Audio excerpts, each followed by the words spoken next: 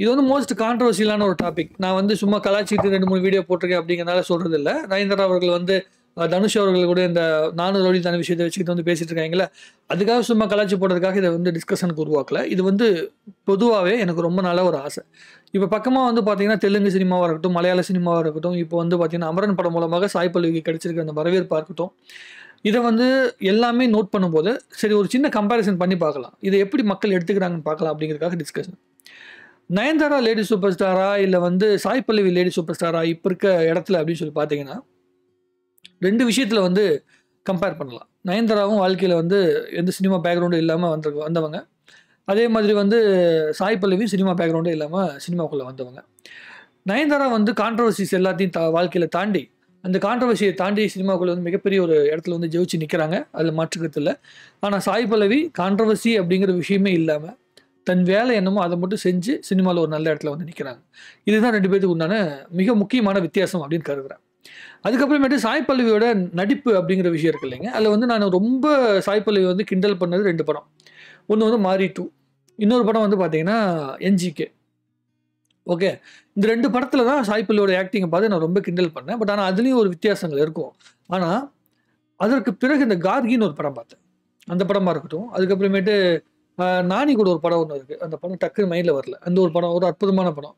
அந்த படத்துலேயும் வந்து ஒரு டான்ஸராக வருவாங்க. அந்த கோயிலில் வந்து இது பண்ணுவாங்கல்ல, சேவை பண்ணுறதுக்காக இது பண்ணியிருப்பாங்கல்ல, அந்த மாதிரி கேரக்டர். அதில் வந்து ஒரு டான்ஸர் மாதிரி ஒரு கேரக்டர் வரும். அது சூப்பராக பண்ணியிருப்பாங்க. நடிப்போட அந்த சாய் பல்லவியோட அடுத்த பரிமாணத்தை நோக்கி நகர்ந்தாங்க. அதுக்கப்புறம் தெலுங்கு சினிமாவில் நிறைய திரைப்படங்கள் வந்து அவங்க ரொம்ப பெரிய அந்தஸ்து வந்து அவங்களுக்கு கொடுத்துச்சு. நான் பார்த்து வியந்தேன், என்னடா அந்த பிள்ளை வந்து பயங்கரமாக நடிக்குது அப்படின்னு சொல்லிட்டு. அமரன் படம் பார்த்து சாய் பல்லவியோட நடிப்பு அப்படிங்கிற விஷயத்தில் அவங்கக்கிட்ட வந்திருக்க அந்த மெச்சூரிட்டி பார்த்து நான் வியந்தேன்.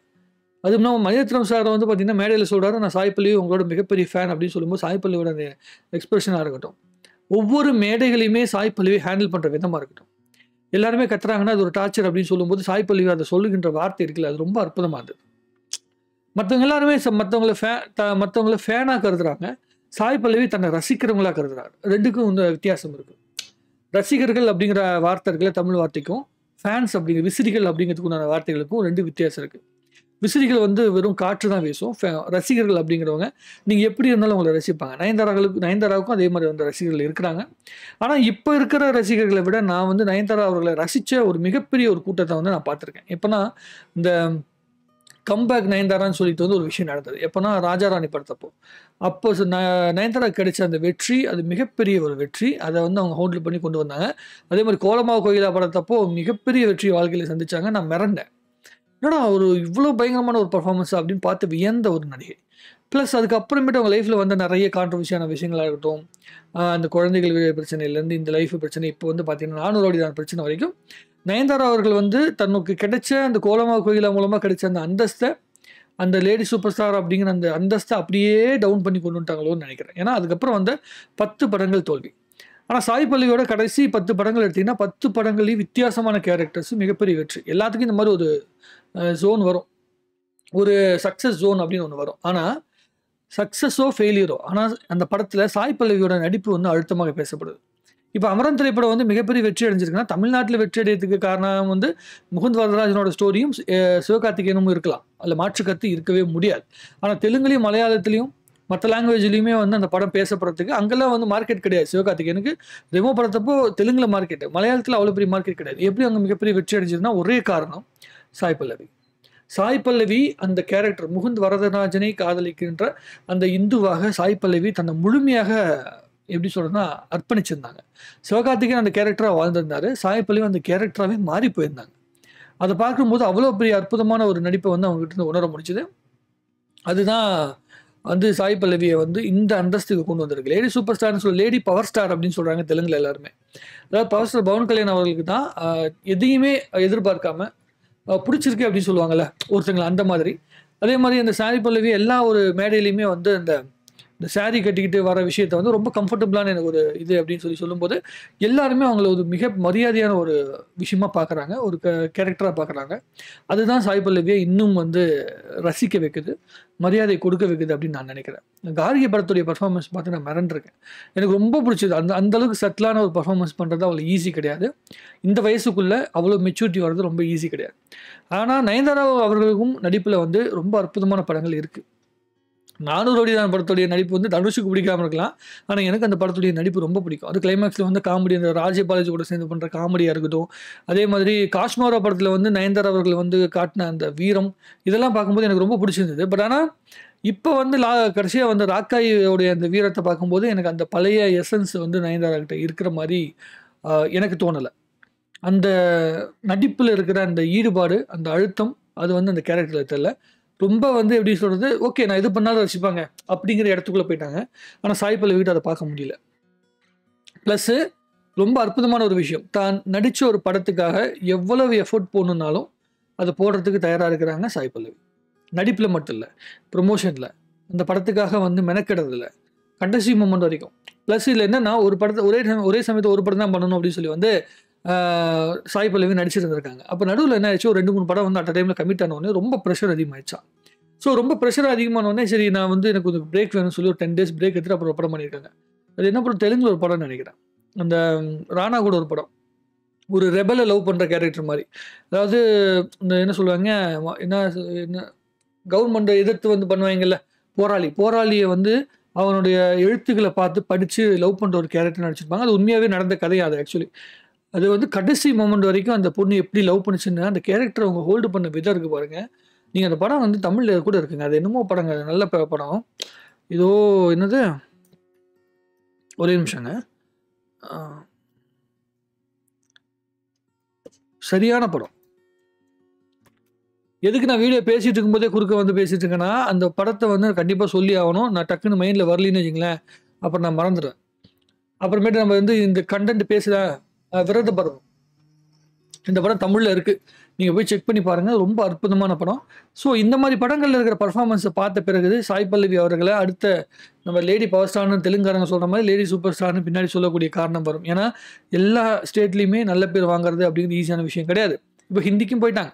இப்ப நயன்தாரா அவர்கள் இப்ப தான் வந்து ஜவான்ங்கிற ஒரு படம் வந்து நடிச்சிருக்காங்க ஹிந்தில. பட் ஆனா சாய் பல்லவி ஆல்ரெடி ஒரு ஹிந்தில ஒரு படம் பண்ணியிருக்காங்க அப்படின்னு சொல்லி கேள்விப்பட்டேன். ஸோ அங்கேயும் ஒரு வெற்றிய பார்த்துட்டாங்க அப்படிங்கும்போது, சாய் பல்லவி மோஸ்ட் வாண்டடான ஒரு ஹீரோயினா மாறிருவாங்க. மிக முக்கியமா ராமாயணம் படத்த வந்து அங்க ஹிந்தில கிட்டத்தட்ட வந்து ரூ. 2000 கோடி பட்ஜெட்ல வந்து பண்ண போற படத்துல சாய் பல்லவி தான் அந்த கேரக்டர் நடிக்கணும். சீதையா சாய் பல்லவி தான் நடிக்கணும்னு வந்து பின் பாயிண்ட் பண்ணி கேட்டிருக்காங்க. ஏன் அப்படின்னா, இந்த ராமனுடைய கதைய வந்து பார்த்தீங்கன்னா, இவர் ரன்பீர் கபூர் தான் நடிக்கிறாரு ராமனா. நம்ம யஷ் இருக்கார்ல, கேஜிஎஃப் யஷ் தான் வந்து பார்த்தீங்கன்னா, ராவணனா நடிக்கிறாப்ல. சாய் பல்லவி அப்படிங்கிறவங்க வந்து இங்க தமிழ்நாட்டுக்கு முழுக்க, சவுத் இந்தியால முழுக்க தெரிஞ்ச ஒரு முகமா இருக்கணும் அப்படின்னு சொல்லி ஆசைப்பட்டு கேட்டிருக்காங்க அப்படிங்கும்போது, கண்டிப்பா அது இந்திய லெவல்ல வந்து மிகப்பெரிய வெற்றி அடைய போறா, இல்ல மிகப்பெரிய அளவுக்கு பேசப்பட போகின்ற அந்த படத்துல நடிச்சு முடிச்ச பிறகு வந்து கண்டிப்பா ஒரு மிகப்பெரிய சூப்பர் ஸ்டாரா வந்து சாய் பல்லவி மாறுவாங்க. அதுல மாற்று கருத்து கிடையாது. பிளஸ் எந்த ஒரு ஹீரோ என்ன சொல்றது, புரொடியூசரா இருக்கட்டும், இல்ல டைரக்டரா இருக்கட்டும், இல்ல வந்து ஆக்டரா இருக்கட்டும், எல்லாத்துக்கிட்டயுமே ஒரு நல்ல பேரோட வந்து நகர்ந்து போறது, யாருக்கிட்டயுமே கான்ட்ரோவர்சிஸ்லயே மாட்டாத ஒரு ஹீரோயினா இருக்கிறது அப்படிங்கிறது இந்த ஜெனரேஷன்ல அப்படிங்கிறது சாதாரண விஷயம் கிடையாது. நீங்க நல்லா நோட் பண்ணுங்க, சாய் பல்லவியோட ஒவ்வொரு மேடையோட இடத்துல இருந்து அவங்கள பார்க்கும்போது அவ்வளவு அற்புதமான என்ன சொல்றது, ஃபேன்ஸ் கிட்ட அவங்க வந்து ஹேண்டில் பண்ற விதம் ரொம்ப அற்புதமா இருக்கு. ஆனா நயன்தாரா அவர்கள்ட்ட அத பார்க்க முடியல. நயன்தாரா அவர்கள் வந்து ஏதாவது ஒரு டிவி ப்ரோகிராம்ல மட்டும் தான் நயன்தாரா வந்து ஃபேன்ஸ் கிட்ட அவ்வளோ க்ளோஸா பார்க்க முடியுதே தவிர, மத்தபடி வெளிய எங்கேயுமே பார்க்க முடியல. தன்னுடைய படங்களுக்கு வந்து சாய் பல்லவி தன்னுடைய படங்களுக்கு வந்து தான் ப்ரொடியூஸ் பண்ற படங்களுக்கு நயன்தாரா அவர்கள் வந்து பார்த்தீங்கன்னா, போயிட்டு அதுக்காக ப்ரமோட் பண்றாங்க. தன்னுடைய கல்யாண கேசத்துக்கு வந்து பார்த்தீங்கன்னா, 10 செகண்ட் வீடியோக்காக காசு குடுக்க யோசிக்கிறாங்க. ஸோ அதே மாதிரி வந்து இன்னொரு அற்புதமான விஷயம் பார்க்கணும்னா, எந்த ஒரு ஆடியோ லான்ச்லயும் வந்து பார்த்தீங்கன்னா, அவங்க கலந்துக்கிறது கிடையாது. தான் நடிக்கிற பெரிய பட்ஜெட் படங்கள்ல கூட வந்து கலந்துக்கிறது கிடையாது. அதுக்கு அவங்க காரணம் என்ன சொல்றாங்கன்னா, அக்ரீமெண்ட்லயே போட்டுட்டேன் அப்படிங்கிற மாரி ஒரு காரணம் சொல்றாங்க. ஆனா, இந்த ஜெனரேஷன்ல சாய் பல்லவி அவர்கள் ஆனா எல்லா மேடையிலயும் பார்க்க முடியுது. எவ்வளோ பிஸியா அட் அ டைம்ல 5 படம் வந்து ரன் ஆயிட்டு இருந்தாலும் கூட, சாய் பல்லவி எல்லா ப்ரமோஷன் ஆக்டிவிட்டீஸ்லயும் பார்க்க முடியுது. ஏன்? ஒரே விஷயம் தான். தான் நடிச்ச படத்த ரசிக்கிறாங்க. தான் நடிச்ச தொழிலா பார்க்காம வருமானத்துக்காக தான் பண்றாங்க. ஆனா, அதிலயும் ஒரு ஜென்யூனிட்டி தெரியுது. அதனால தான் சாய் பல்லவிய இந்த இடத்துல வச்சு பார்க்க வேண்டியதா இருக்கு. இந்த வீடியோல ஏன் வந்து நயன்தாரா அவர்களை பத்தி நிறைய பேசணும்னா, பேசல அப்படின்னா ஒரே விஷயம் தான். நமக்கு நயன்தாரா பத்தி இது வந்து அதிகமா சொல்லணுங்கிற அவசியம் கிடையாது.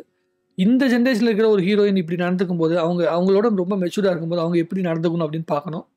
நயன்தாரா அவர்களை விட ரொம்ப எக்ஸ்பீரியன்ஸான ஆட்கள் கூட சினிமாக்குள்ள இருக்கிறாங்க. ஆனா, அவங்க எல்லாருமே எல்லா ஆக்டிவிட்டீஸ்லயும் கலந்துக்கிறாங்க. இன்னும் வந்து மக்கள் கூட மிங்கில் ஆகுறாங்க. அந்த மாரி இருக்கு.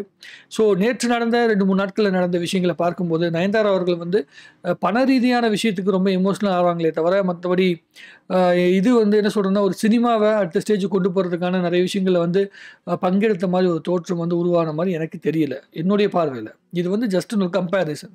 இதுல வந்து மாற்று கருத்து நீங்க இருந்தாலும் நீங்க தாராளமா கமெண்ட்ல போடலாம். பேசலாம். பேசுவோம். அதுல வந்து உங்களுக்கு உங்களுடைய பாயிண்ட் ஆஃப் வியூ என்ன இருக்குங்கிறத நீங்க சொல்லுங்க. நானும் கேட்டு தெரிஞ்சுக்கிறேன். என்னை பொறுத்தவரைக்கும் போன ஜெனரேஷன் இப்போ வரைக்குமே கடந்த என்ன சொல்றதுன்னா, கோலமா கோயிலா படம் டைமா இருக்கட்டும், அந்த நேரத்துல வந்து நயன்தாரா அவர்கள் லேடி சூப்பர் ஸ்டாரா உணரப்பட்டார். ஆனா இப்ப இருக்க நிலைமையில, இப்ப இருக்க சூழ்நிலையில, சாய் பல்லவிய அந்த இடத்துல வச்சு பார்க்கறதுக்கு மக்கள் தயாரா இல்ல. எப்படி சொல்றது? ஒட்டுமொத்த இண்டஸ்ட்ரியுமே தயாரா இருக்கு. மக்கள் தயாரா இல்லைன்னா, வெறும் குறிப்பிட்ட மக்கள் தயாரா இல்ல. ஆனா ஒட்டுமொத்த இண்டஸ்ட்ரியுமே வந்து பார்த்தீங்கன்னா, அதுக்காக தயாரா இருக்கு. ஸோ அவ்வளவு தூரம் ஒரு அற்புதமான இடத்த நோக்கி நகர்ந்து போயிட்டே இருக்காங்க. ராமாயணம் படத்துக்கு அப்புறமேட்டு அவங்க அடைய போற பீக் இருக்குல்ல, அத பார்த்து சக போட்டியாளர்களே பயங்கரமா வந்து பார்த்தீங்கன்னா, ஆச்சரியப்பட போறாங்க. அதுல எந்தவித மாற்று கருத்து எனக்கு கிடையாது. இதுல மாற்று கருத்து உங்களுக்கு இருந்தா நீங்க தாராளமா கமெண்ட் எழுதுங்க. இன்னும் நெறைய பேசுவோம். நன்றி, வணக்கம். வாழ்க தமிழ்நாடு! வளர்க தமிழ் சினிமா!